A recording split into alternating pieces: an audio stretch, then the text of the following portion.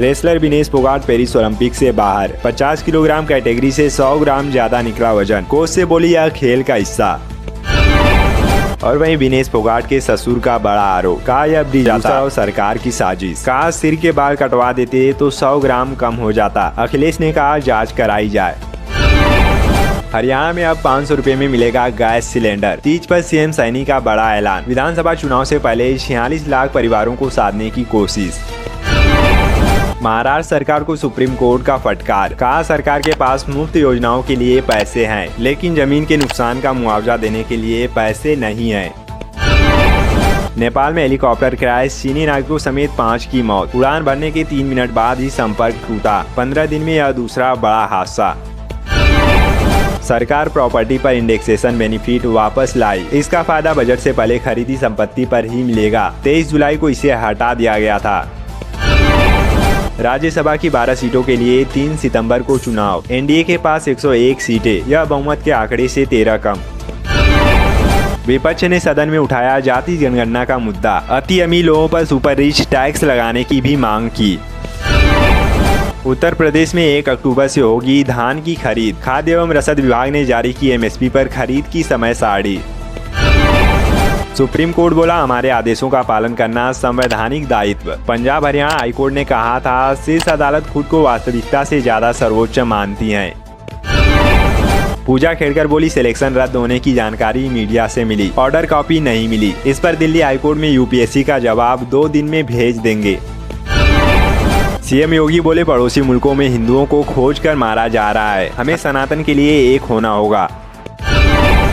महाराष्ट्र विधानसभा चुनाव को लेकर एमपीए की मीटिंग का फैसला। 16 अगस्त को गठबंधन की आधिकारिक घोषणा होगी। कॉमन मैनिफेस्टो बनाया जा रहा। बांग्लादेश में शेख हसीना की सरकार के खिलाफ उपजे विद्रोह पर मध्य प्रदेश कांग्रेस के सीनियर लीडर और पूर्व मंत्री सज्जन सिंह वर्मा बोले बांग्लादेश के बाद भारत का नंबर। मोदी की गलत नीतियों के कारण जनता पीएम आवास में घुस जाएगी।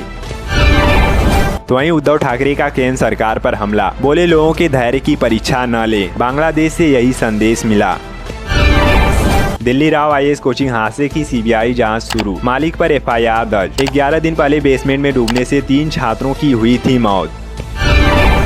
राजस्थान में जूम ऐप पर रोक। डेटा चोरी होने का है शक। सरकारी ऑफिसों में अब ऐप से नहीं होगी ऑनलाइन मीटिंग। सरकार ने जारी किया एडवाइजरी।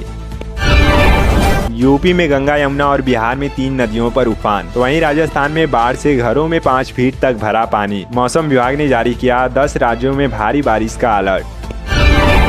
चीन, सऊदी अरब और यूएई से पाकिस्तान को मिली बड़ी राहत। 12 अरब डॉलर के कर्ज का भुगतान 1 साल के लिए टालेंगे। जुलाई में वेज थाली की कीमत 4% घटी। टमाटर, आलू और प्याज के भाव ने दाम घटाए, जबकि नॉनवेज थाली सालाना आधार पर 9% सस्ती हुई। वित्त मंत्री ने राज्यसभा में पेश किया विनियोग विधेयक। दिग्विजय बोले महंगाई घटाने पर ध्यान दे। विकास के लिए यूपी को 4 हिस्सों में बांटना जरूरी। नगीना सांसद चंद्रशेखर आजाद ने संसद में उठाई आवाज। कहा यूपी को 4 राज्यों में विभाजित करें। डॉक्टर अंबेडकर के कथन का भी किया जिक्र। बाढ़ भूस्खलन आपदा से निपटने के लिए राज्यों को फंड जारी। कर्नाटक, हिमाचल प्रदेश, असम को मिली सबसे अधिक धनराशि। तो वहीं भूस्खलन से प्रभावित वायनाड में बचाव अभियान 9वें दिन भी जारी। अब तक हो चुकी 300 से ज्यादा लोगों की मौत। बिहार के बाद कर्नाटक में गिरा पुल। NH-66 पर यातायात प्रभावित। सुप्रीम कोर्ट ने ईडी को मनी लॉन्ड्रिंग केस में लगाई फटकार। कहा 5000 से ज्यादा केस, सजा केवल 40 में। एजेंसी साइंटिफिक सबूत भी जुटाए। श्रीलंका ने 27 साल बाद भारत से वनडे सीरीज जीता। गंभीर की कोचिंग में पहली हार। कोहली, गिल समेत टॉप ऑर्डर फेल रहा।